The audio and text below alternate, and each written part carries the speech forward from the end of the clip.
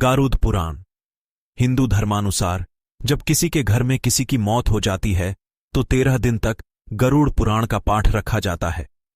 शास्त्रों अनुसार कोई आत्मा तत्काल ही दूसरा जन्म धारण कर लेती है। किसी को 3 दिन लगते हैं, किसी को 10 से 13 दिन लगते हैं और किसी को 1.25 माह लगते हैं। लेकिन जिसकी स्मृति पक्की, मोह गहरा या अकाल मृत्यु मरा है तो उसे दूसरा जन्म लेने के लिए कम से कम 1 वर्ष लगता है। तीसरे वर्ष उसका अंतिम तर्पण किया जाता है। फिर भी कई ऐसी आत्माएं होती हैं जिन्हें मार्ग नजर नहीं आता है और वे भटकती रहती हैं। गरुड़ पुराण में बताया गया है कि आत्मा लगभग 13 दिनों तक उसी घर में निवास करती है। ऐसी स्थिति में यदि घर में गरुड़ पुराण का नियमित पाठ किया जाता है तो इसके श्रवण मात्र से ही आत्मा को शांति तथा मोक्ष की प्राप्ति संभव हो जाती है। इसके अलावा इसमें जीवन से जुड़े 7 ऐसे महत्वपूर्ण नियम बताए गए हैं जिनका पालन प्रत्येक व्यक्ति को बड़ी ही सहजता के साथ करना चाहिए। क्यों सुनाते हैं इसे मृत्यु के बाद?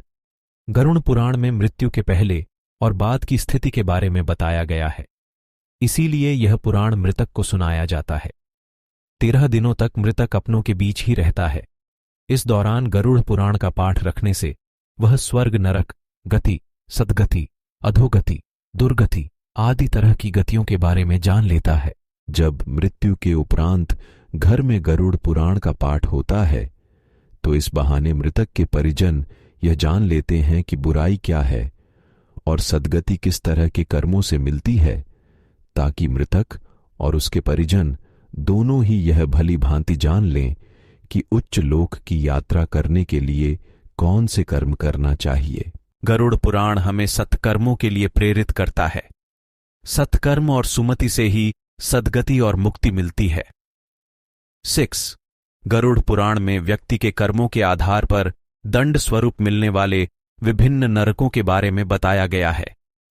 गरुड़ पुराण के अनुसार कौन सी चीजें व्यक्ति को सद्गति की ओर ले जाती हैं, इस बात का उत्तर भगवान विष्णु ने दिया है।